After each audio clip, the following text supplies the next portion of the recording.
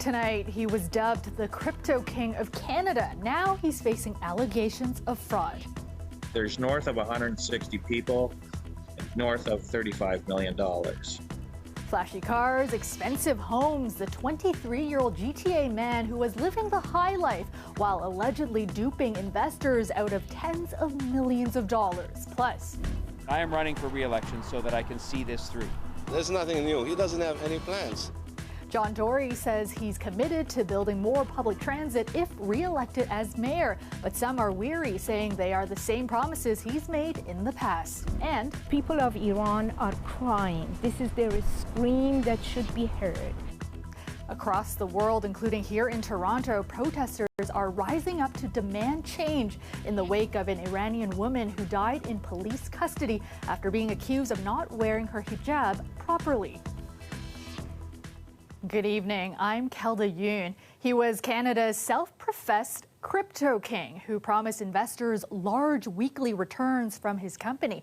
Well, now investors are trying to recoup tens of millions of dollars they handed over to Aiden Platursky, the GTA man facing accusations of fraud tonight, while details of his lavish lifestyle are exposed through court documents and a bankruptcy proceeding. And as Farah Morali explains, it's still unclear how or if investors will get their money back. On social media, he appeared to be living a life of luxury, renting a $45,000 a month waterfront home in Burlington and owning nearly a dozen high-end vehicles. In this paid content article, Aiden Platursky was dubbed the crypto king of Canada. But beneath the veneer of a crypto prodigy, a different picture. I would suspect there was very little real trading going on at all. This fraud lawyer was contacted by a company who claimed they lost $1 million to Platursky. He put up a public notice and was flooded with messages from other investors. I've never seen a response like this. There's north of 160 people, and north of $35 million.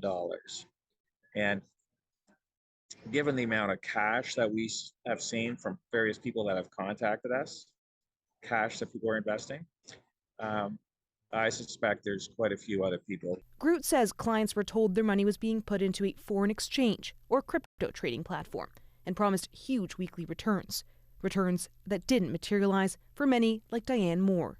I'm retired and I'm a senior, and what he's done affected me horrifically because that $50,000 that I had I could use. I know couples, and unfortunately got in through me, sadly, and they borrowed on their lines of credit, hoping again to make things better for themselves as well. Platursky is now the center of various civil claims and a bankruptcy proceeding, through which $2 million in assets has been seized. At a creditors' meeting, Platursky was asked if he had record of whose money he used and where it went. He responded that he was, quote, very unorganized and didn't keep track of his finances. When asked why he kept investing money when he knew he couldn't repay his investors, his response was, he's a 20-something-year-old kid. In a statement, Platursky's lawyer told us the claims made by investors have been, quote, wildly exaggerated. He claims Platursky never solicited money from anyone, and that when others saw how much money he was making, they started offering him their money. He added, shockingly it seems, but nobody bothered to consider what would happen if the cryptocurrency market plummeted, or whether Aiden, as a very young man, was qualified to handle these types of investments. Have you seen a case quite like this before? I haven't seen a 23-year-old do something like this before. There are still plenty of unanswered questions, including how much, if any, of the investors' funds will be returned. Farah Morali, CBC News, Toronto. Consumer inflation in Canada eased again in August. Statistics Canada says it fell to 7%, down from 7.6% in July. The decline was led by a drop in the price of gasoline, which dipped nearly 10%. However, that was offset by grocery prices, which shot up almost 11%. Now, that's the biggest jump in more than 40 years, so consumers are unlikely to notice the overall decline in inflation. Core inflation was also down in August, dropping to 5.5% from 6% in July. Core inflation does not include volatile items like food and fuel, and it's the measure the Bank of Canada uses when making interest rate decisions. Members of Parliament are back in the House of Commons for the start of the autumn session. Today marked the first question period that Pierre Poilievre as leader of the opposition. The average family could pay their housing bill with 32% of their paycheck every month. Now, that's 50% after 7 years of this Prime Minister in power. What's his solution? To raise taxes on paychecks with higher EI and CPP premiums that will shrink paychecks and higher taxes on gas, groceries, and heat. Why won't they cancel these tax hikes so that Canadians can keep a roof over their heads? Poilievre did not get to go head-to-head with Prime Minister Justin Trudeau, who is at the United Nations General Assembly. His questions were handled by other members of the cabinet. The Liberals focused on measures they introduced earlier today that are supposed to help families. If passed, the legislation will temporarily double the GST rebate, provide a one-time $500 check to low-income renters, as well as provide $650 to help cover dental costs for children. A senior government source tells CBC News Ottawa is leaning toward ending a number of COVID measures by the end of the month. Now, they include dropping the vaccine requirement for those entering Canada, as well as random COVID testing at airports, also making the use of the ArriveCan app optional. However, multiple sources say Prime Minister Justin Trudeau hasn't yet approved the proposals. John Tory was out on the campaign trail this morning. The Toronto mayor, who's vying for another term, stopped in Scarborough, where he made a transit announcement. But instead of dropping any new ideas, he doubled down on previous promises. Chris Glover has more. Standing in front of construction on the Scarborough subway extension, mayoral candidate John Tory hopes voters give him the thumbs up to stay on track. And I am running for re-election so that I can see this through. Tory says the city's $28 billion transit plan could be at stake with the 30 other mayoral candidates. If there is a movement afoot from people who are elected to office to change those plans, it will result in nothing but more delay, more debate. For me, it's a perfect. That's the only While some riders are on board with his plan, others want some new ideas. It's nothing new. He doesn't have any plans. If he has a plan, let us know. Those are a decade down the track. The director of U of T's Infrastructure Institute says while it's best not to mess with current approved transit projects, whoever is mayor next must get on things like dedicated bus lanes. We should be going much faster to put those types of investments in place to improve surface transit. I think that no one is going to say that they're better off today than 8 years ago. We have not really moved forward in public transit at all. And the few things that are working are being done by the province. Mayoral candidate Gil Penalosa says he will release his transit plan in 2 days. One of our top questions is if the next week, TTCriders.ca plans to release the results from a survey it sent mayoral candidates on transit. The group wants more bus lanes, pledges for lower fares, and more frequent service, and criticized Tory's approach today. Instead of announcing a vision for the future, John Tory listed what he's tried to accomplish in the past. Tory also faced criticism today for an unfinished project. It's obviously a hugely important part of my campaign and a reason why I think I'm doing well. A central plank of his 2014 mayoral bid was a 22-station smart track system. He pledged back then to have it completed by 2021. But I would say with respect to smart track, progress has been more than people think. Now whittled down to 5 stations just going out for tender, Tory's still saying he'll get it done. Chris Glover, CBC News, Toronto. Dahlia Ashry joins us now with a first look at your forecast. And Dahlia, another warm one out there today. That's right, Keldo. It's a warm one and a dry one today, but tomorrow I can't say the same. Tomorrow is going to be a muggy one and even warmer than earlier today. We are going to be expecting some rain, and then in 2 days, it's going to be fall. So that means cooler temperatures are on the way. The daytime high in Toronto today was 26 degrees, a little bit cooler out in Ottawa, feeling like 15 degrees. And obviously with the humidex earlier today, it felt a little warmer than 26 degrees. Now, we are expecting rain on the way. Like I said, that's tomorrow. Some heavy rain at around 12 o'clock, but it will really start picking up in the evening at around 7 p.m. And then especially as we head into Thursday, some scattered showers as well. Now, tonight, temperatures will drop to 16 degrees, so much cooler tonight. And then tomorrow, 26 degrees, but it'll feel like 32 degrees with that humidity. So you will need your raincoat. Make sure it's a breathable one because it's going to be muggy. Kelda? Thanks so much, Dahlia. The Eaton Center was evacuated tonight as firefighters battled a multi-vehicle fire in the parking garage. The mall was evacuated as a precaution as crews worked to extinguish the flames and clear the smoke. Police shut down Queen Street from Yonge to Bay for the investigation into the cause of the fire. There are no reports of injuries. The Queen was laid to rest in Westminster Abbey yesterday, but today Toronto held a memorial service for the long-reigning monarch at St. James Cathedral. Many paid their respects, including Lieutenant Governor Elizabeth Dowdeswell, who says the Queen did her duty right until she died. One of her last acts was to send a message of comfort to the people of James Smith Cree Nation in Saskatchewan. Our collective respect, devotion and admiration for her were very well earned. There were hymns and prayers inside St. James, a cathedral Queen Elizabeth visited for a service back in 2010. Members of the Anglican Church of Canada paid tribute to the beloved monarch. Premier Ford was also present and spoke briefly, paying his respects. Shortly before the Mass, members of the 7th Toronto Regiment fired 96-gun salute in front of Queen's Park.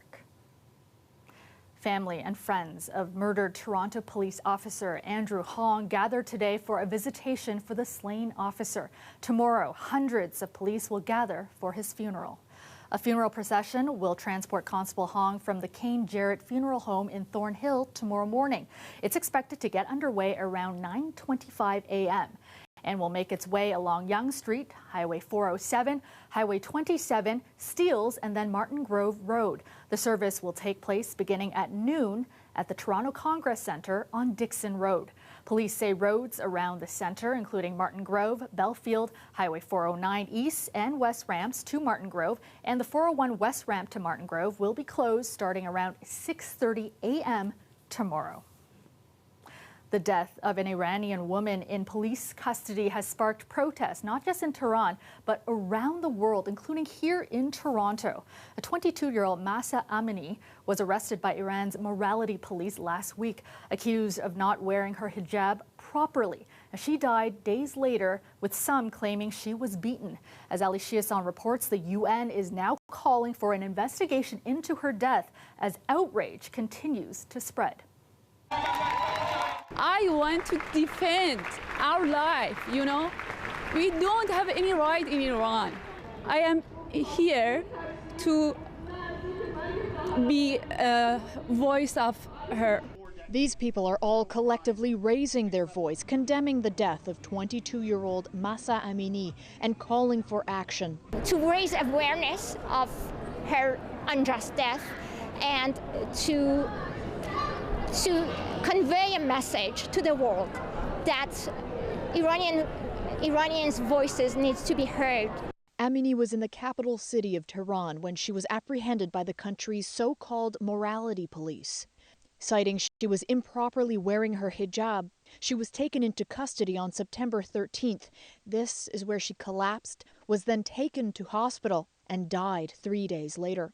State media said it was a heart attack. People have since taken to the streets of Tehran and here in Canada to contest that and demand a woman's right to choose how and whether they wear the hijab at all. Freedom of choice, freedom in thinking, freedom in expression. These are the demands of people. And the hijab is the symbol of all of these things. University of Toronto professor Shahrzad Mojab says Amini's death has garnered international attention to a fight that's been going on for decades. People of Iran are constantly protesting and demanding their rights. But the entire community, the international community's focus is on the negotiation and the nuclear power and all of that, while they ignore the gross human rights violation. This is their scream that should be heard about the justice, about their demand, and most importantly, separation of religion from politics. They're fighting it in any way that you can imagine, and they're risking their lives because now they're walking without the hijab on the streets. Mehrdad Hadi attended yesterday's rally in Toronto, and tonight she's off to New York to protest outside the UN, where Iran's president will be attending the General Assembly. Women never stop resisting. We demand our rights because we are getting killed in Iran. So don't sit on the same table with them. They're calling for sanctions. They're calling for international condemnation.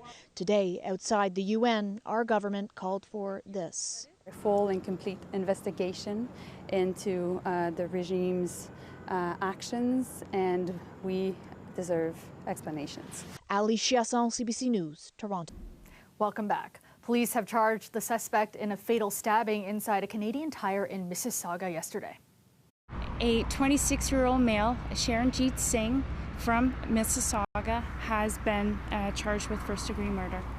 It happened at around 6 o'clock last night inside the store on Mavis Road. The woman was pronounced dead at the scene. Police have not released her name. They also haven't said if she knew the accused. A Canadian Tire spokesperson says the company is cooperating with police and counseling services have been made available to staff. Meanwhile, a man is in critical condition after a stabbing inside an apartment building in the Markham and Eglinton area. Police were called to the building around 5 this morning. The victim was taken to hospital with life-threatening injuries. So far, there is no word on any arrests or what led to the stabbing. Officials in Burlington say they've killed a third coyote that was believed to be responsible for a string of attacks on residents. The city says the animal was killed this morning. 2 other coyotes were killed earlier. Officials say the animals were responsible for at least 7 unprovoked attacks on people in the past month, including one over the weekend. Wildlife experts believe the animals grew comfortable around people because someone had been feeding them.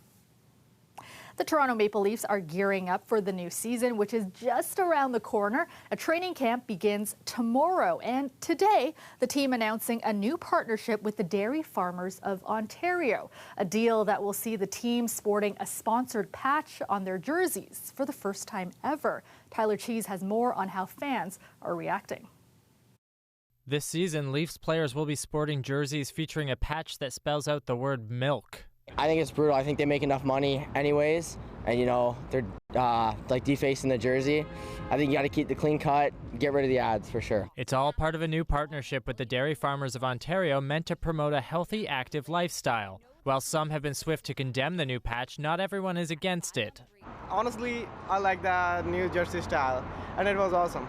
Honestly, don't think it's that big of a deal. I mean, they get a sponsorship, which means the players will get more money, brings in more views. You know what I mean? Like, why not? The move is in line with the NHL's new sweater partner branding program that allows teams to sell ad space on their jerseys. Toronto is one of the first teams to add an advertising patch, but some say it's likely to become more common over time. I would expect that as teams figure out locally what works for them in their market, they will all start to embrace them. Those in support say the NHL is simply catching up to other sports like soccer and basketball. I think in Europe, specifically within the soccer context, this has been around for decades. With regards to MLSC, I think this is, again, they've got good experience with the Raptors now, and they have those learnings on what to do and what not to do. The team says the milk logo is a symbol of a shared commitment to building strong bodies and healthy lives. For some, that message makes all the difference. It made me kind of happy that they went in the direction of DFO and kind of they're spewing this healthy, active living lifestyle behind the advertising. I think we should be proud of what the Leafs are doing. He thinks other fans will also come around in time. And eventually, they'll get used to it. Some even hope it could give the Leafs an advantage.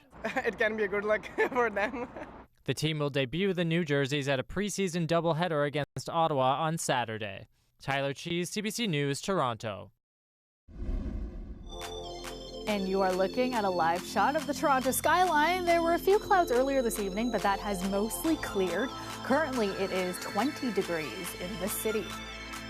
Let's go back to Dahlia now with a more detailed look at your forecast. And Dahlia, we have a muggy day in store for us tomorrow with some showers on the way as well. That's right, Kelda. We had a dry one earlier today. Tomorrow, like you said, it's going to be muggy, but have no fear. Sweater weather is on the way if you like those cooler temperatures, because fall is right around the corner. The daytime highs in Toronto today, 26 degrees, a little bit cooler out in Ottawa, 15 degrees. Hamilton experienced some extreme rain on Monday night.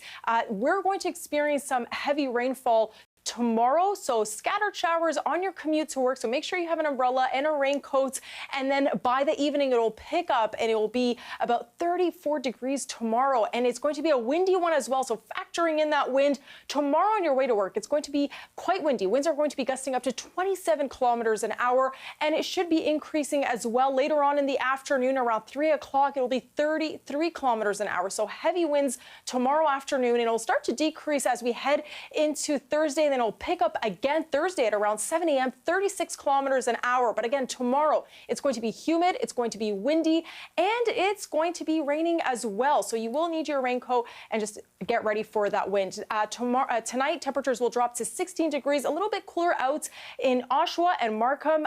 Overall, in the Golden Horseshoe, we are experiencing some cooler nights, and we will show you right now that it will start to get cooler. I mean, look at Thursday. Starting Thursday, first day of fall, it's really welcoming in fall with those cooler temperatures, especially in the evening. We're going to start seeing those single digits trending.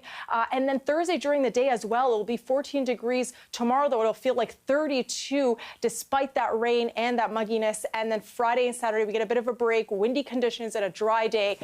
So get ready because fall is around the corner. Kelda? Thanks so much, Dal.